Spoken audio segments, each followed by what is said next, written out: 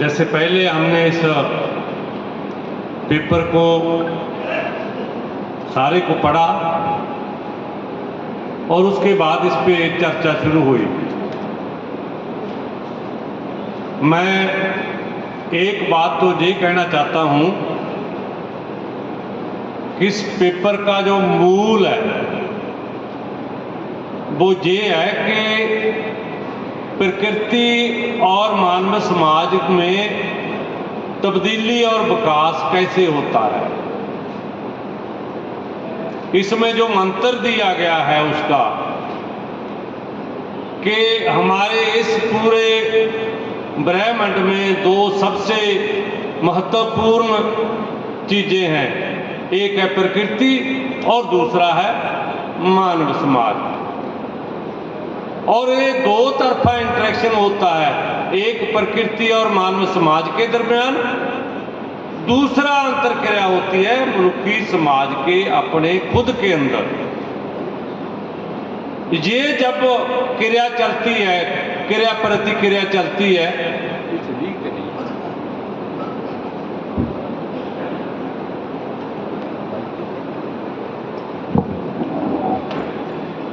तो इस क्रिया प्रतिक्रिया में तब्दीली और विकास जोड़ा वो होता है।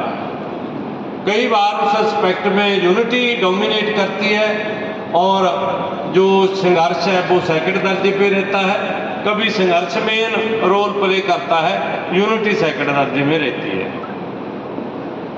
तो इसमें ये एक बात जो और इसमें जो मूल्यवान बात है वो ये है कि पूंजी, जिसको हम पूंजी समझ बैठे हैं, क्योंकि आज जो समाज में दो मॉडल हमें पूरी दुनिया में चल रहे हैं, इसको पूंजीवाद का मॉडल कहा जाता है या जिसको आजकल कारपोरेट मॉडल भी कहते हैं, और एक सोशलिस्ट मॉडल है या कम्युनिस्ट मॉडल जिसको कहते हैं। दोनों ही कहते हैं कि पूंजी ही किसी समाज में विकास का, खुशहाली का और तरक्की का एक पैमाना है। अगर पूंजी बढ़ रही है, जैसे हम आम रूप में देखते हैं या सुनते हैं कि एक विकसित देश है, एक विकासशील देश है, एक बिल्कुल अंडर डेवलप्ड देश है। विकसित देश किसको कहा जाता है? जो G7 वाले हैं वो कौन है?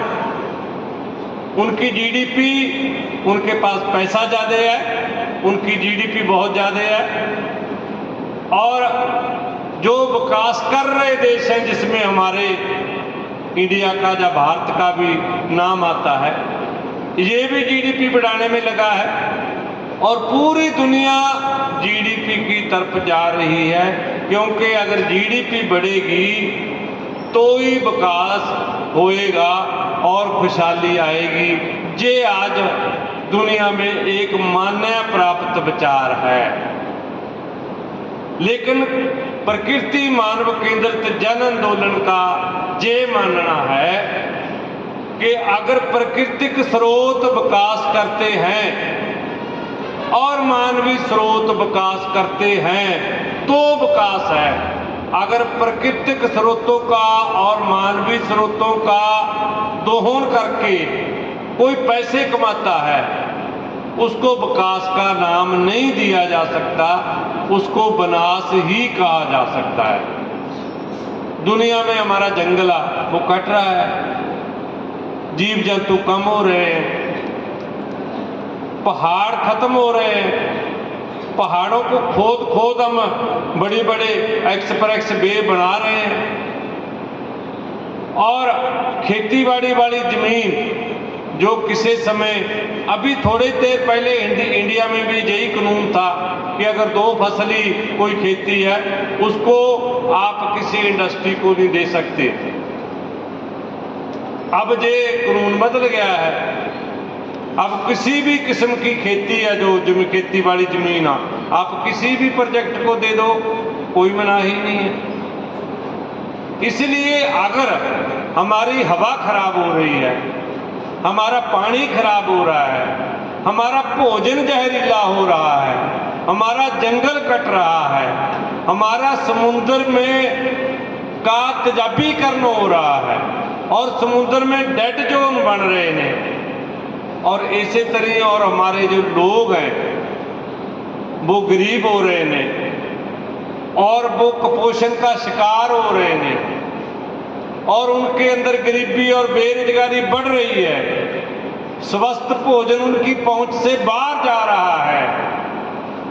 तो हम कैसे कह सकते हैं कि विकास हो रहा है?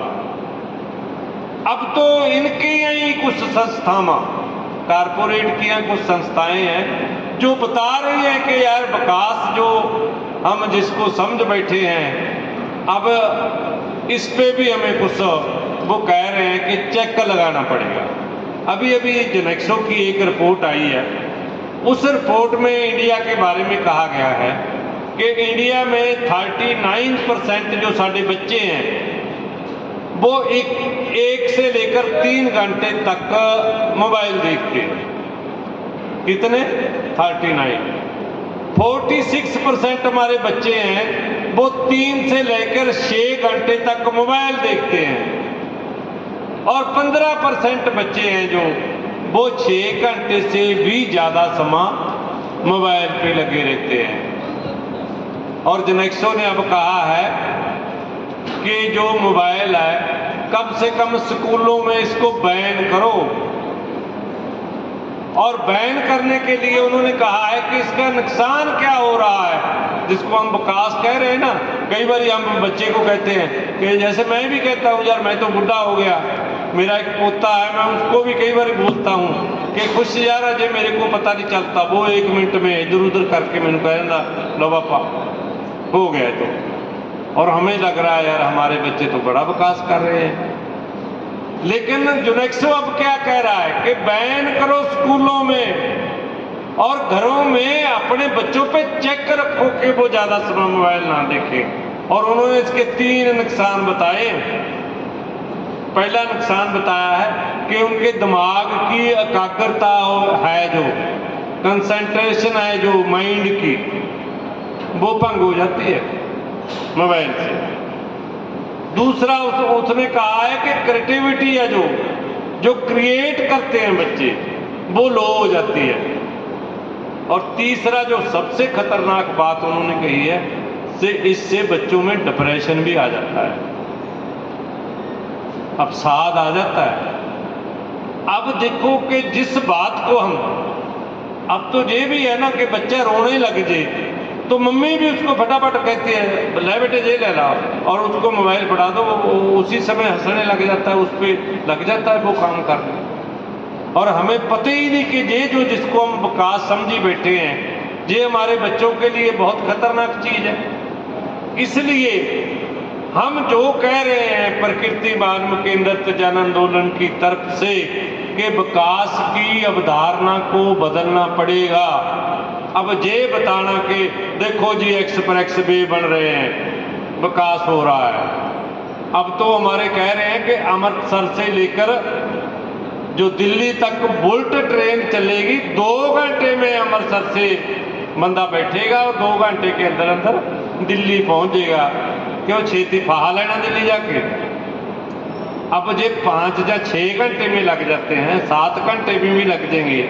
करना क्या है यार? ऐसा दिल्ली में ऐसा है क्या कि अगर जल्दी ना गए तो पता नहीं क्या होने वाला है, कोई भुचाल आ जाएगा। मतलब इसको हमारे दिमाग में ऐसी बातें डाल दी है। और उसमें जो ये एक्सप्रेस वे बना रहे हैं, ये एक इंडस्ट्रियल कॉरिडोर बना रहे हैं, Amritsar to Calcutta industrial corridor, वो कॉरिडोर में कितनी जमीन जा रही है। आपको राजस्थान वालों को तो ज्यादा मेरे से पता होना चाहिए ना कि जो दिल्ली बम्बे इंडस्ट्रियल कॉरिडोर बन रहा है, इसमें 150 से 150-300 किलोमीटर में आपकी जमीन जाने वाली है। राजस्थान की 36% जमीन दिल्ली बम्बे इंडस्ट्रियल कॉरिडोर में चली जाएगी। 58% जमीन है जो वो आपकी बम्बे अपना दिल्ली बम्बे इंडस्ट्रियल कॉरिडोर में कल्ली राजस्थान की जाएगी।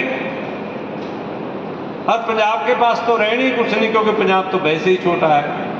अगर अमृतसर कलकत्ता इंडस्ट्रियल कॉरिडोर बनता है तो हमारा भी काम साफ ही है। ऐसी बात नहीं कि हम आपसे कोई नंबर में ऊंचे रहेंगे। इसलिए ये जो विकास की बात हो रही है, क्योंकि हमारे दिमाग में एक बात, जैसे आजकल जो सोलर इंडस्ट्री का एक जमाना आ गया है कि सोलर पैनल लगाओ, क्लीन एनर्जी पाओ।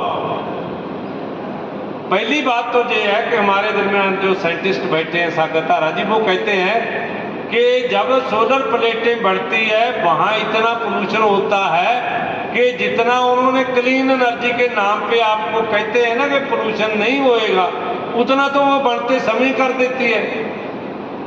और दूसरी बात, हम जो देहात में रहने वाले लोग हैं, ये कम से कम हम ये तो सोचें यार कि जहां प्लेटें लगेगी वहां खेजड़ी नहीं रहेगी, जहां प्लेटें लगेगी वहां कोई और दरख्त नहीं रहेगा, क्योंकि छाएं तो प्लेटें को चाहिए ही नहीं, धूप ही चाहिए।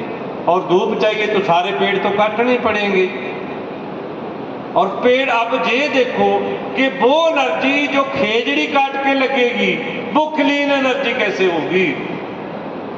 खेजड़ी हमारे वातावरण को साफ करेगी या सोलर प्लेट हमारे वातावरण को साफ करेगी? ये दोनों बातों में अंतर हमें समझना पड़ेगा।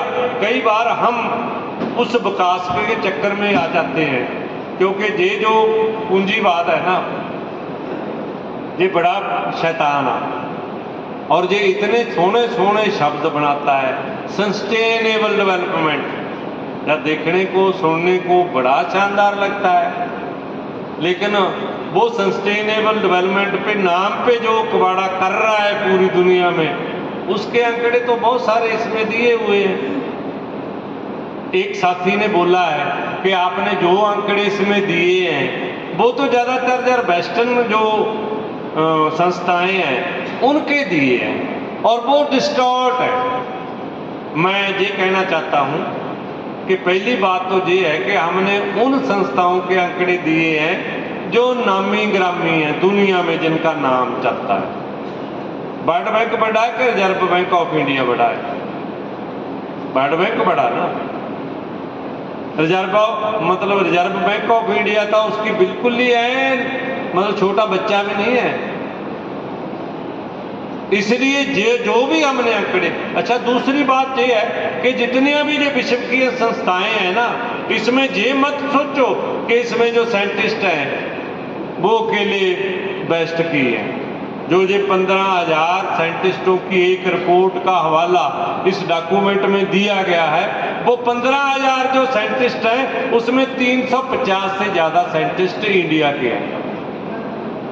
यूएनओ में 13 साल काम किया है, तो अपना यूएन एनवायरनमेंट प्रोग्राम में सागर तारा जी हमारे दरमियान बैठे हैं। और ये जो आंकड़े देते हैं ना वो यूएनओ के माने जाते हैं, उसमें सागर तारा का अलग नाम नहीं निकलता।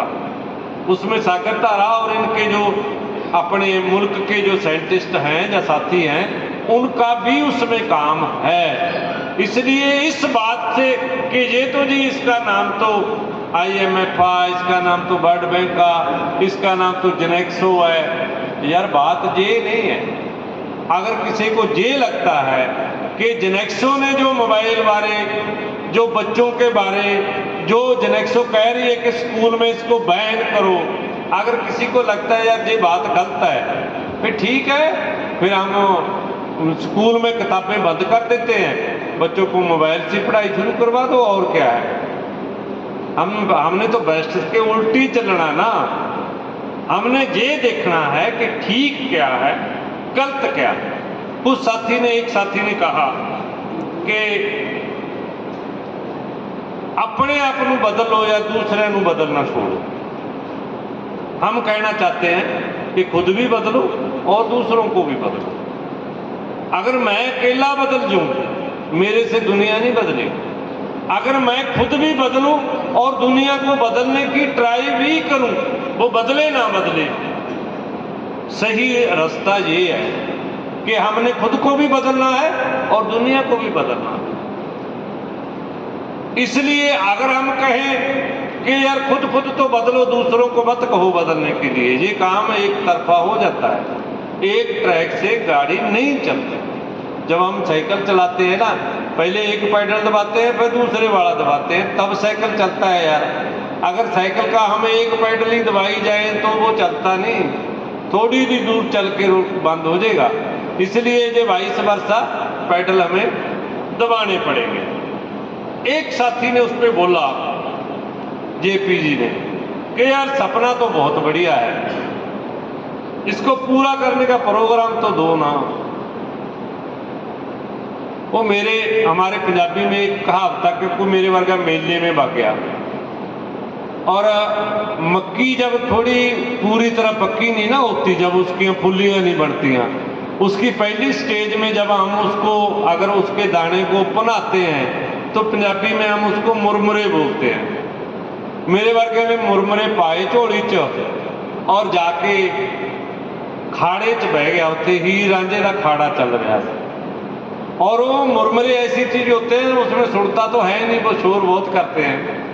वो खा के फिर झाड़ के पल्लू अपने कमीज का कहना यार उन्हें एक हीर दी सुना दो, कहना यार उदों का मैं की करने लग्या हुआ।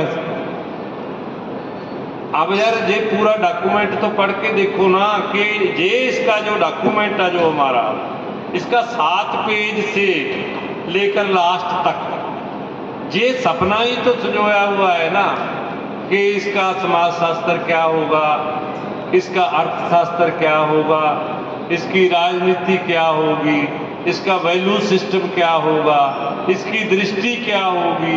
ये सारी चीज यार यही तो है सपना सजाने के लिए।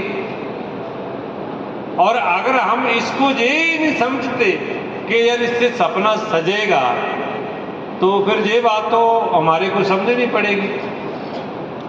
इसलिए ये जो डॉक्यूमेंट में कुछ बातें आई है, और एक साथी ने ये कहा कि यार जो लोग सत्ता में आ जाते हैं वो तो कुछ कर सकते हैं, जो हमारे वर्गे लोग हैं जो बातें करते हैं या आंदोलन करते हैं, इससे कुछ नहीं बनता।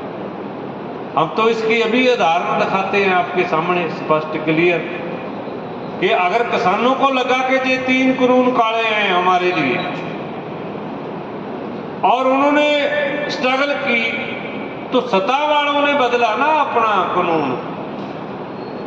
जो कहते हैं ना कि लोग कानून नहीं बना सकते, बनाया ना, आपके सामने बनाना। हमारी पार्लियामेंट ने पहले बनाया और फिर हमारी पार्लियामेंट ने उसको रद्द किया।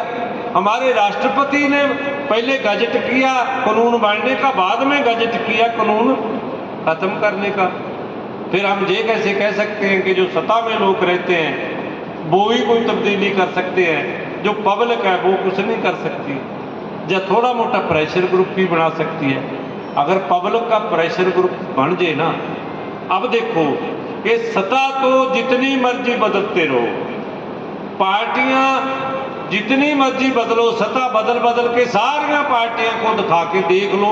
वैसे तो करीब मेरा ख्याल तो इंडिया में कोई नई पार्टी जन्म जे वो कहे कि मेरे पास सत्ता नहीं आई, वो तो नहीं कह सकते। लेकिन कोई ऐसी पार्टी इंडिया में अब तक नहीं है पुरानी जिसके पास सत्ता ना आई हो, भावे वो स्टेट में आई, चाहे वो सेंटर में आई, चाहे उसकी अकेले की आई, चाहे उसकी गठजोड़ की सरकार बनी। अब जो नई पार्टी आई सी, पंजाब वालों को एक थोड़ा सा खुतबाजी करने की आदत है कि जो एक्सपेरिमेंट ज़्यादा करते हैं। आप वालों का भी हमने कर लिया ना एक्सपेरिमेंट। आम आदमी पार्टी का एक्सपेरिमेंट पंजाब में हो गया, आपके सामने है, और वो भी आगे सत्ता में देख लो पंजाब में क्या हो रहा है। इसलिए अगर कोई बड़ी तब्दीली करनी है तो तब्दीली सिर्फ तब होएगी अगर पब्लिक को हम ऑर्गेनाइज कर लेंगे, पब्लिक को हम जथेबंद कर लेंगे। हमारे जितने भी महापुरुष हुए, हम जम्बो जी की इस पवित्र भूमि में बैठे हैं, वो सत्ता में नहीं आए। मेरा ख्याल सत्ता वालों के वो नेड़े नज़दीक भी नहीं लगे। मेरे को ज़्यादा जानकारी नहीं है, हो सकता मैं गलत हूँ, लेकिन उन्होंने इतना बड़ा काम किया है पर्यावरण के लिए, वो उन्होंने अपने दम पे और पब्लिक के दम पे किया है, और किसके दम पे? सत्ता के दम पे तो कुछ नहीं हुआ। अगर आप अब सत्ता के दम पे करना चाहो करके देख लो। और मैं आपको एक बात, माफ करना आपको कड़वी लगेगी, कि जब अब पैसे का चलन चल गया ना जो, और ना मैया ना भैया, सबसे बड़ा रुपया, अब जब ये बात आ गई ना, तो मैं मतलब आपको कड़वी मत लगे बिश्नोई समाज को, कि जे खेजड़ी आपसे पटवाएंगे और प्लेट लगेगी पैसे के लालच, ये होगा आपके सामने, और आपके सामने शुरू हो चुका है। अगर बिश्नोई समाज इस प्रति चेतन ना हुआ और ये प्लेटें लगाने वालों को के पीछे आप ना पड़े ना, तो खेजड़ी नहीं छोड़ेंगे, पेड़ नहीं छोड़ेंगे। वो बहुत बड़े राजस्थान के भूभाग में आपको प्लेटें ही नजर आएगी। जहां प्लेट लगेगी वहां कोई पेड़ नहीं होगा, जहां पेड़ नहीं होगा वहां कोई जीव जंतु नहीं जाएगा, क्योंकि वहां क्या करने जाना है? हिरन क्या करने जाएगा प्लेटों में? नीलगाय क्या करने जाएगी प्लेटों में? लोमड़ी क्या करने जाएगी प्लेटों में? चिड़िया कहाँ घोंसला बनाएगी प्लेट पे? वो तो 3 दिन के बाद साफ करते हैं प्लेट को। इसलिए ये जो कुछ बातें हैं, हमें अलर्ट रहने की जरूरत है। और उस अलर्ट में मैं आपको एक बात अब लास्ट में यही कहूँगा, कि कोई एक साथी का ये भी आया था कि यार योग सिखाओ, इससे लोगों का स्वास्थ्य ठीक रहेगा। पर मैं कहना चाहता हूँ यार, इतनी गंदी हवा में योग लोगों को मत सिखाओ। अगर आप प्राणायाम गंदी हवा में करवाओगे ना, तो जितने प्राण चलते हैं उतने में नहीं चलेंगे। सबसे पहले काम प्राण बाजू को शुद्ध करने का करो। अगर यार ऑक्सीजन की मात्रा तो वैसी ही कम हो गई, अब साइंटिस्टों ने ये कहना शुरू कर दिया कि टोटल एयर में 19% ही रहेगी ऑक्सीजन, पहले 21% थी, आने वाले दिनों में और कम हो जाएगी। हमारे पंजाब में एक जोक सुनाते हैं, कहते अपना बाबा रामदेव जी चले गए शिमला, वहाँ उन्होंने कैंप लगाया, और कोई आदमी दिल्ली का वहाँ चला गया कैंप में, और कहाँ दिल्ली की हवा, कहीं शिमले की हवा, और वो तो बीमार हो गया। वो बाबा जी के पास ले आए उसको। बाबा जी ने कहा कहाँ से आया? दिल्ली से। कहने इसका इलाज हो गया। वो कहते क्या? कि गाड़ी स्टार्ट करो और सलेंसर के नज़दीक ले जाके इसका मुंह कर दो। और सलेंसर के नज़दीक जब उसका मुंह गया, धुएं वाली हवा गई, वो फिट हो गया, क्योंकि वो हैप्चुअल हो गया था ना उस गंदी हवा का। इसलिए यार, अगर प्राणायाम या कोई भी आपने लोन बलून कराना है ना, सबसे पहले हवा को शुद्ध करने की कोशिश करो। शुद्ध हवा में ठीक है, फिर हम प्राणायाम भी कराएं, जो मर्जी कराएं, जितनी भी बढ़िया एक्सरसाइज कराएं वो ठीक है। इसलिए और एक बात कुछ लोग कह रहे हैं कि जनता के अंदर डर पैदा करो। जब डर तो पैदा हो गया लोगों के अंदर, आपको ये खिचड़े करने की तो कोई जरूरत ही नहीं। इसलिए मैं लास्ट में यही कहना चाहता हूँ अपनी पूरी बात में, कि ये जो पेपर है जो हम पढ़ रहे हैं, इसमें एक पूरे का पूरा बदल है कारपोरेट कैपिटलिस्ट सिस्टम का, और इस पूरे बदल को हमें गंभीरता से देखना है, और देखते हुए फिर पब्लिक में जाना है। ये नहीं कि फिर हम देख के घर बैठ जाएंगे, और पब्लिक में जाना है, और अपने आप को एक्टिव करना है, और अपनी पूरी फैमिली को एक्टिव करना है। ये मत करो कि आप एक्टिव हो जाए, आप खेजड़ी बचाने में चले जाओ, और आपकी बीवी और बेटा कहे कि नहीं अडानी इतने रुपये दे रहा है, आपका तो मालो माल होना है, खेजड़ी काटो और अडानी को अपना खेत दे दो। फिर तो देखो हम हो जाएंगे फेल। अगर हमने पास होना है, अपने आप को तैयार करो, अपनी फैमिली को तैयार करो, अपने रिश्तेदारों को भी तैयार करो, और पूरे समाज को तैयार करके हम एक बड़ा एक जन आंदोलन खड़ा करें। और ये जन आंदोलन किसी के खिलाफ नहीं होगा, ना इंडिया वालों के, ना भारत वालों के, ना एक पार्टी के, ना दूसरी पार्टी के, किसी के खिलाफ नहीं। ये जन आंदोलन प्रकृति और मानवता के समर्थन में होगा, क्योंकि हमारा काम है जो प्रकृति और मानवता के अधिकारों का समर्थन करना है। लास्ट में मैं एक बात कह के अपनी वाणी को विराम दूंगा। वो बात मेरी इतनी है कि जैसे हमारे अधिकार हैं ना, हमारे को बोलने का अधिकार दो जी, हमें फलाने का अधिकार दो, हमारे लिखे हुए हैं ना यूएनओ चार्टर में भी या हमारे संविधान में भी। हमें एक बात ये करनी पड़ेगी कि जंगल का अधिकार हमें डिफाइन करना पड़ेगा, पेड़ का अधिकार हमें डिफाइन करना पड़ेगा, नदी का अधिकार हमें डिफाइन करना पड़ेगा, और जीव जंतु का अधिकार हमें डिफाइन करना पड़ेगा। और उस अधिकार की रक्षा करने के लिए हमें खड़ा होना पड़ेगा। मैं टाइम थोड़ा ज़्यादा ले गया, इसलिए क्षमा करा याचिका। आपने बहुत ध्यान से मेरी बात को सुना। आप सबका बहुत बहुत धन्यवाद।